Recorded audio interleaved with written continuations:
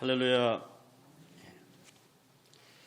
축복의 통로가 된 하나님의 사람들, 오늘 그 세 번째 악사 이야기를 하고자 합니다.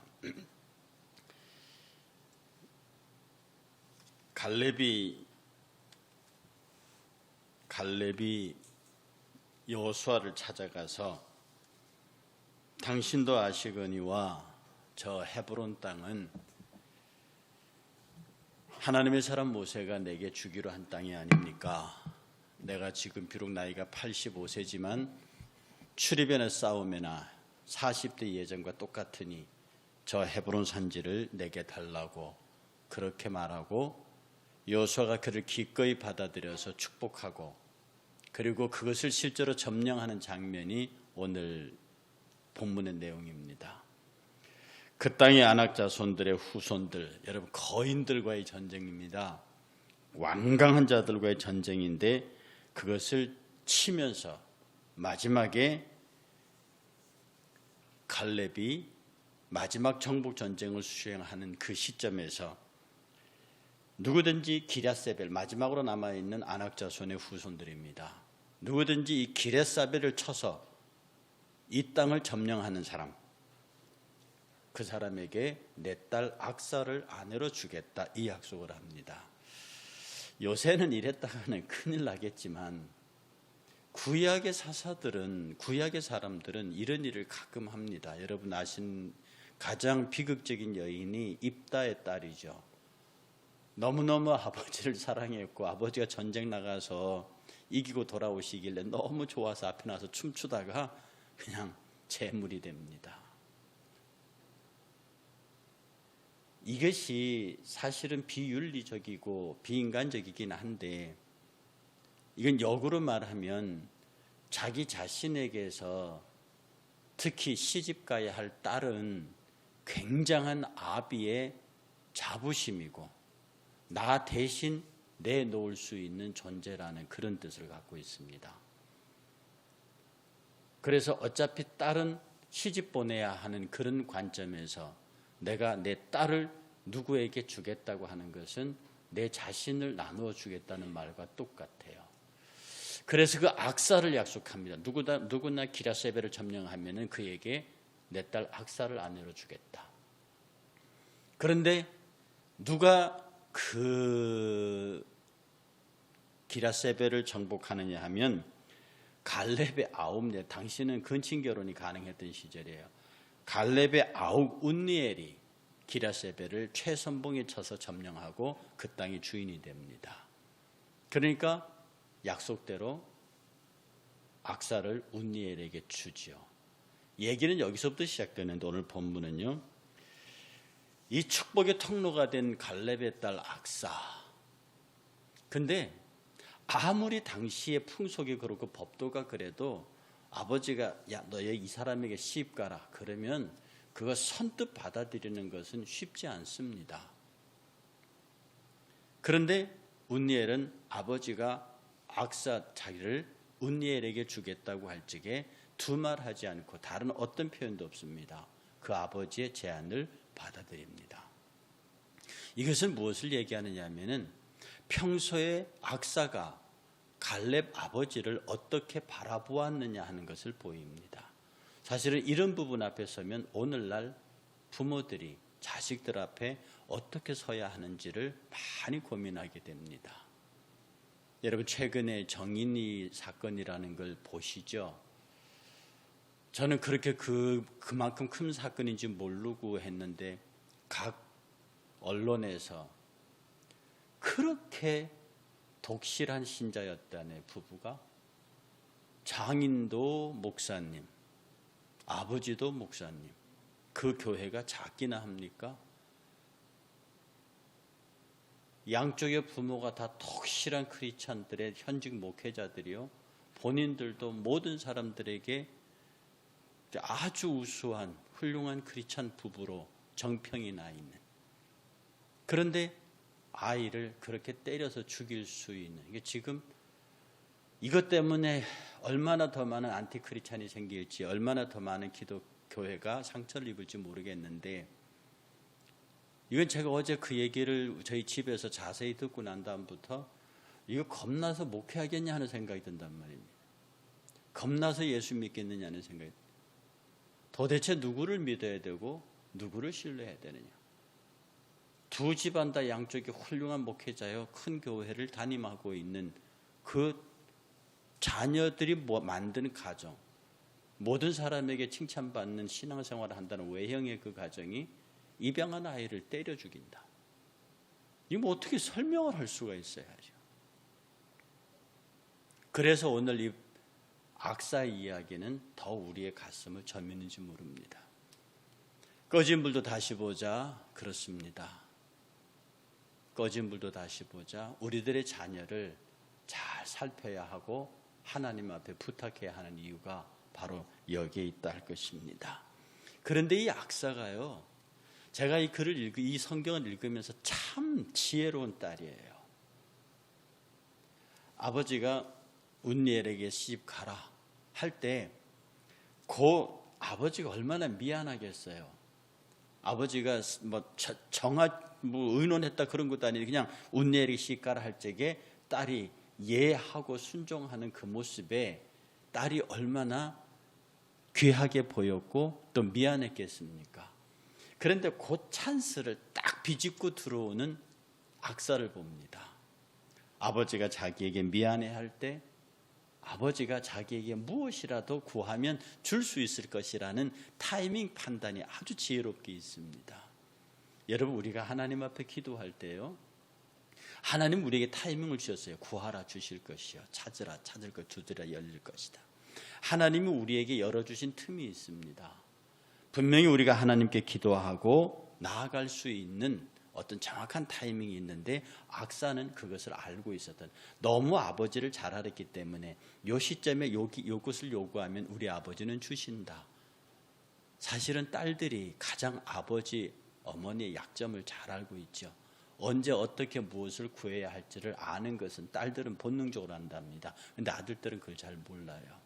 이 악사가요, 아버지에게 구하는 타이밍을 적절하게 보면서 너무 정확한 것을 구합니다. 이 말은 악사가 당시 주변의 삶이나 삶의 환경에 대해서 정확한 파악을 하고 있었다는, 그냥 철없는 계집아이가 아니라는 거죠. 자기가 무엇이 필요한지, 그러므로 저와 여러분들에게서 하나님 앞에 진정한 축복의 응답이 있기 위해서는 내가 지금 무엇을 구해야 하고 구해야 할 때인지를, 이것을 구해야 할 때인지를, 그리고 내가 무엇을 구해야 하는지를 정확히 이해하고 계셔야 합니다. 그 정확한 이해가 없이 그냥 기도하게 되면 그것을 중언부언하는 기도라고 그러고요, 그것을 자기가 무엇을 하나님 앞에 기도하든지를 알지 못하는 그런 기도가 됩니다. 악사는 지금이 바로 아버지에게 구해야 할 타이밍이요, 내가 지금 무엇을 구해야 하는지를 분명히 아는 사람입니다. 그 악사가요, 이렇게 말합니다. 이 악사가 이렇게 말해요.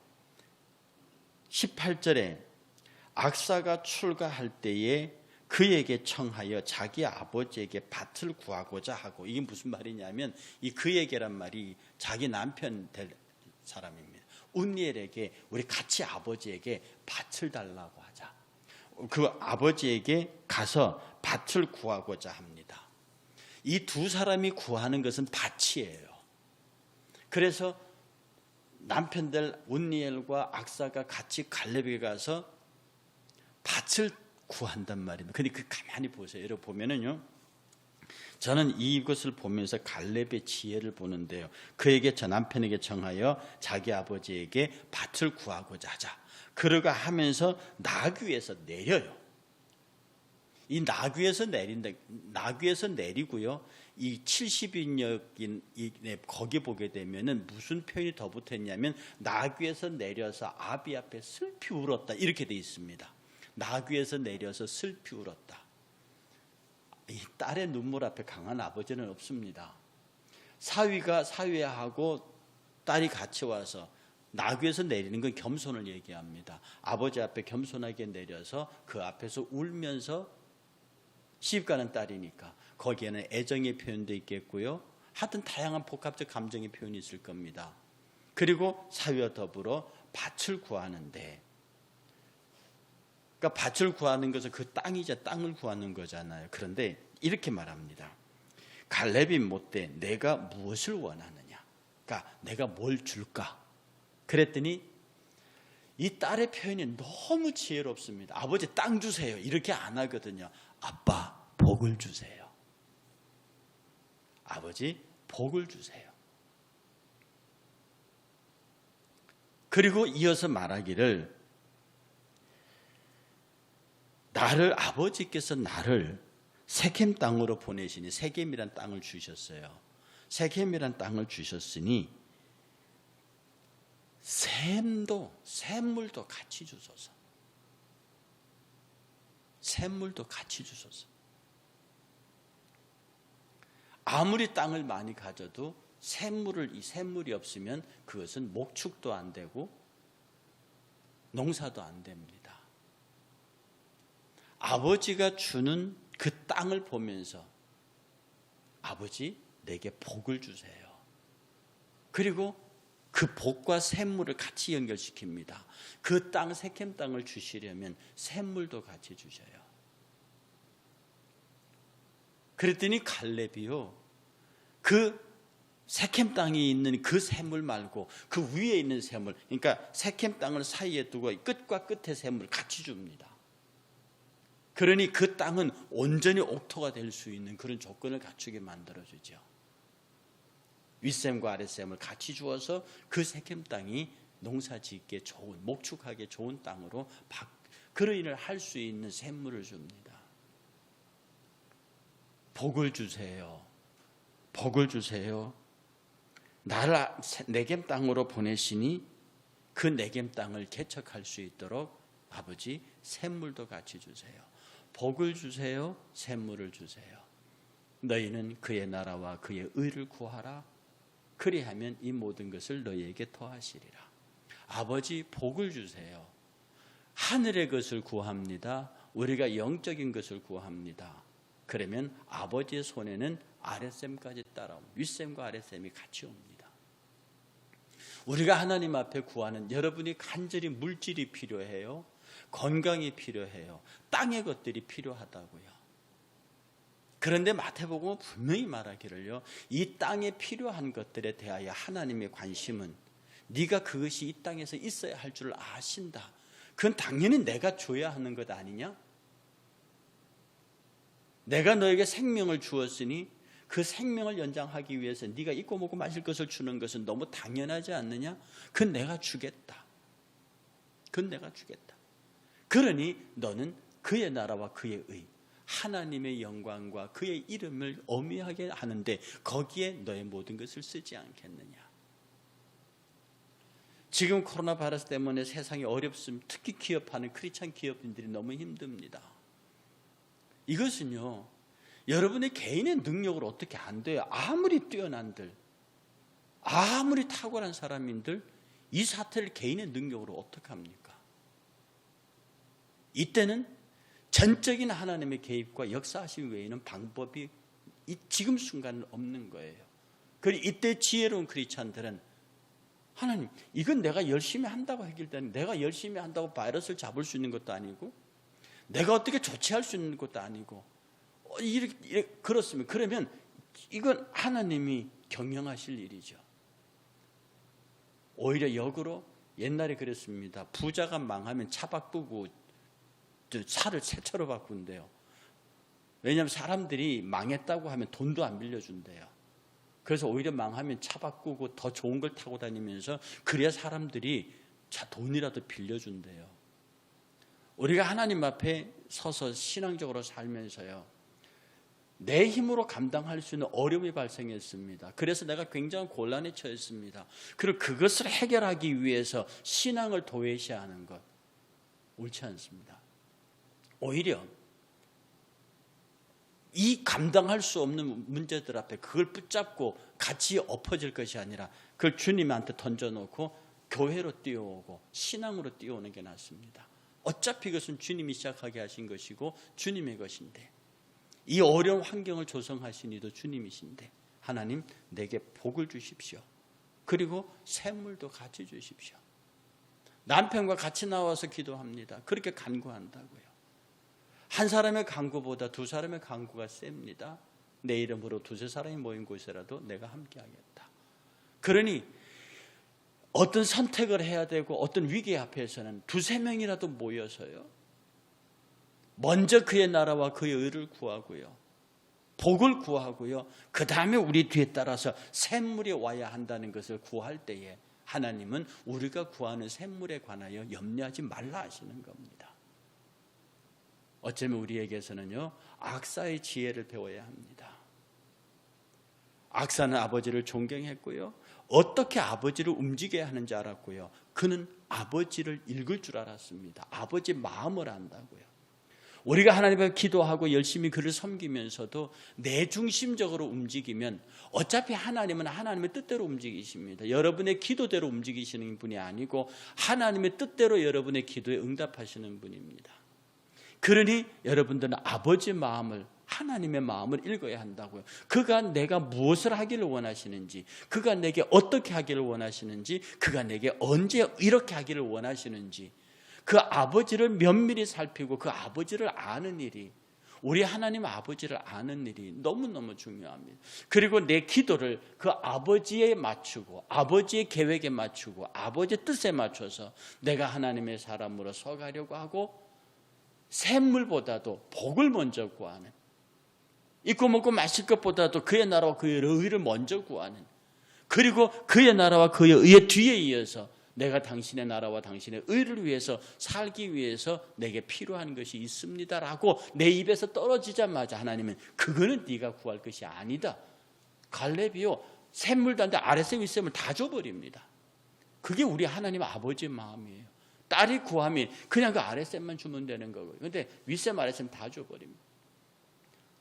항차 인간의 아비도 다 못 줘서 마음이 아픈데 능히 주실 수 있는 하나님께서 자기 아들을 아끼지 아니하시고 주시니까 도대체 우리 앞에서 무엇을 아끼겠습니까?